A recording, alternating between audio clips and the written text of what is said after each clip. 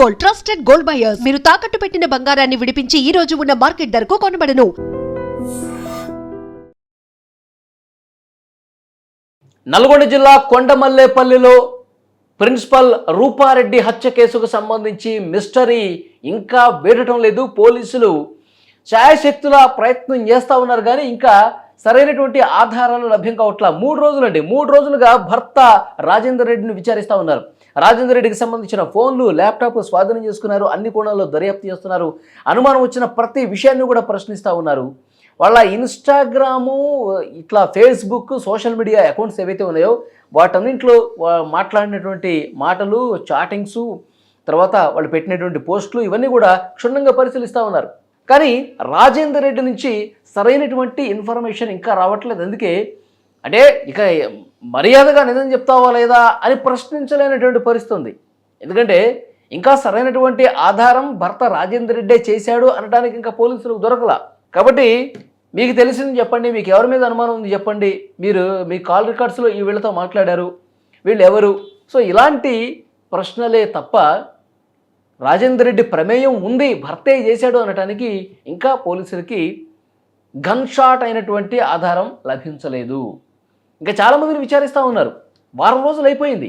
నల్గొండ జిల్లా కొండమల్లేపల్లిలో జేబీ కాలనీలో రాత్రి 7 గంటల సమయంలోనే, ఏదో అర్ధరాత్రి 12 గంటలకో 2 గంటలకో కాదు, సాయంత్రం 7 గంటల సమయంలో ప్రిన్సిపల్ రూపారెడ్డిని అత్యంత దారుణంగా 27 సార్లు కత్తిపోట్లు గురి చేసి, 2 సార్లు ఏమో తల మీద కత్తితో పొడి చేశారు, 25 సార్లు ఒంటి మీద కత్తితో పొడిచి చంపినటువంటి దాఖలా ఉంది.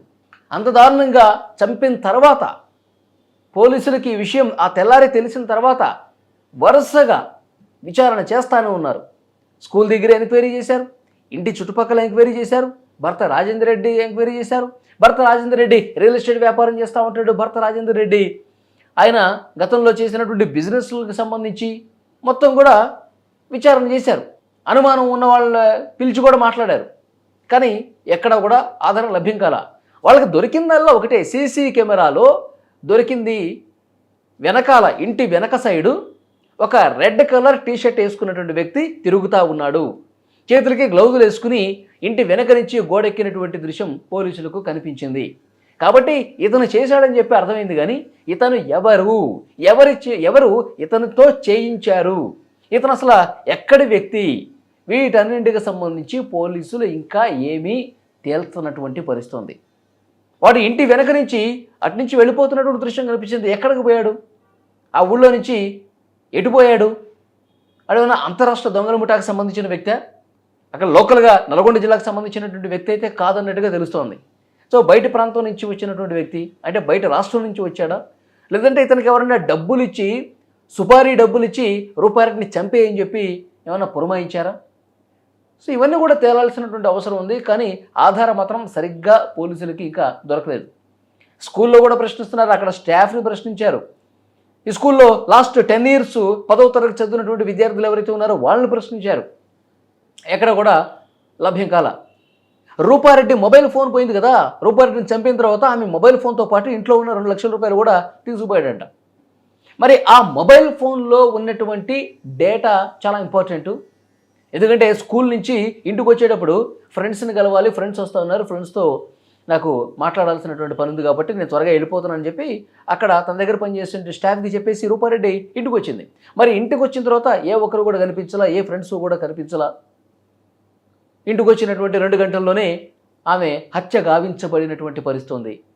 కాబట్టి ఆమె ఫోన్లో ఉన్నటువంటి డేటా, ఆమె తన పిన్నితో కూడా మాట్లాడిందట. చివరి కాల్ తన పిన్నితో మాట్లాడింది, అంతకుముందు తన భర్తతోనే మాట్లాడింది, అంతకుముందు కొంతమంది వ్యక్తులతో మాట్లాడింది. అన్నీ కూడా తీశారు. కానీ పోలీసులకి ఇంకా సరైనటువంటి ఆధారం ఇంకా లభ్యం కాల. చూడండి, అంటే దొంగలు ఎంత తెలివి మీరి చేస్తూ ఉన్నారు అంటే పోలీసులకు చిక్కకుండా ఉండేందుకు. ఎందుకంటే ఇప్పుడు చాలామంది యూట్యూబుల్లో అక్కడ ఇక్కడ చూస్తూ ఉన్నారు, గతం తాలూకు కేసులకు సంబంధించి పోలీసులు ఎలా పట్టుకున్నారు, ఇవన్నీ కూడా ఒక అవగాహనకు వచ్చేస్తున్నారు దొంగలు. ఎలా వెళితే మనం ఇంట్లోకి ఎలా చొరబడి, ఎలా దొంగతనం చేస్తే, ఎలా మర్డర్లు చేస్తే, ఎలా దోపిడీ చేసినా మనం దొరకకుండా ఉండాలంటే, పోలీసులకు చుక్కలు కనపడాలంటే మనం ఏ విధంగా తప్పించుకోవాలి, ఏ విధంగా చేస్తే మనం పోలీసులకు దొరకవు అన్నది కూడా చాలా క్షుణ్ణంగా పరిశీలిస్తూ ఉన్నారు. అందుకే వాడు గ్లౌజులు వేసుకుని వచ్చాడంట. గ్లౌజులు వేసుకుని వచ్చి ఇంట్లోకి వస్తే ఎక్కడ కూడా ఫింగర్ ప్రింట్స్ పడవు కదా, ఎలాంటి ఆధారం దొరకదు. ఇది పోలీసులకి కొంత జటిలంగా ఉంది ఈ కేసుని తేల్చడానికి. గత మంగళవారం జరిగితే ఈరోజు మంగళవారం, వారం రోజులైంది. వారం రోజులైనప్పటికీ ఇంకా పోలీసులు ఏవి ఇంకా కనిపెట్టలేని పరిస్థితుంది. మేము విచారణ చేస్తాం, నిందితుల్ని పట్టుకుంటాం, అతి త్వరలోనే పట్టుకుంటాం, వాళ్ళని జైల్లో కూర్చోబెడతాం, చాలా కఠినంగా శిక్షిస్తాం అని చెప్తా ఉన్నారు. కానీ ఇంకా ఏం తేల్చట్లేదు కదా. రూపారెడ్డి అంత్యక్రియలు కొండమల్లేపల్లిలో చేయకుండా హైదరాబాదులో చేయాల్సినటువంటి పరిస్థితి వచ్చింది. దీనికి కారణం ఏంటి? భర్త రాజేందర్ రెడ్డి హైదరాబాదులోనే అంత్యక్రియలు చేయాలని చెప్పి ఎందుకు అనుకున్నారు, ఊళ్ళో ఎందుకు చేయలేదు? ఇది కూడా ఒక అనుమానంగా కనిపిస్తోంది. దీని వెనకాల ఏం జరిగిందనేది. సో కుటుంబ సభ్యులు కావచ్చు, ఆ ఫ్యామిలీకి సంబంధించిన ఇతర బంధువులు కావచ్చు, అంతా మంచిగా ఉంది, వీళ్ళ ఫ్యామిలీ అంతా మంచిగానే ఉన్నారు, భార్యాభర్తలు, కొడుకు అందరూ కూడా చాలా హ్యాపీ ఫ్యామిలీయే. ఎప్పుడు కూడా గొడవలు పడి ఇబ్బంది పడేటువంటి పరిస్థితులు ఏమో మాకు ఎక్కడా కనిపించలేదు. కొడుకేమో హైదరాబాద్లో చదువుకుంటా ఉన్నాడు, ఇంజనీరింగ్ చేస్తూ ఉన్నాడు. వీళ్ళు సమయం దొరికినప్పుడల్లా, సెలవు దొరికినప్పుడల్లా కొడుకు దగ్గరికి వెళ్ళిపోయి ఉంటారు గురంగూళ్ళలో, హైదరాబాద్లో. అంత బాగానే ఉంది. ఇతను రియల్ ఎస్టేట్ వ్యాపారం చేస్తున్నాడు, ఎవరి మీద పెద్దన చంపుకునే స్థాయిలో గొడవలు లేవని చెప్తా ఉన్నాడు. రూపారెడ్డి స్కూల్లో కూడా మంచి పేరుంది. స్కూల్లో ఉన్నటువంటి వాళ్ళు, అక్కడ స్టాఫ్ కావచ్చు, అక్కడ చదువుకున్న వాళ్ళు కావచ్చు, ఆ చుట్టుపక్కల వాళ్ళు కావచ్చు, ఇంటి దగ్గర వాళ్ళు కావచ్చు, అంతా కూడా బాగానే చెప్తా ఉన్నారు. మరి ఎవరు చంపుంటారు, ఎవరు చంపించి ఉంటారు అన్నది తేలాలి అంటే మరి పోలీసులు ఇంకొంత సమయం తీసుకుంటారేమో. కానీ నేరం చేసినాడు, దొంగతనం చేసినా, మర్డర్ చేసినా, ఇంకేదైనా తప్పిదం చేసినా డెఫినెట్గా ఒక ఆధారం అయితే వదులుతాడు. డెఫినెట్గా ఒక ఆధారం వదులుతాడు. ఎందుకంటే నిజం నిప్పు లాంటిది, ఏదో ఒక రోజు బయటకు రాక మానదు. పోలీసులు ఆ ఆధారం కోసం వెతుకుతూ ఉన్నారు. వాళ్ళు కనిపిస్తుందల్లా సీసీ కెమెరాలో వాడు తిరుగుతున్నటువంటివి గ్లౌజులు వేసుకొని గోడ దూకొచ్చి చేశాడు. అంటే వీడు ఇంత పకడ్బందీగా చేశాడంటే రెక్కీ చేసినట్టేగా, ఒక ప్లాన్ గీసుకున్నట్టేగా.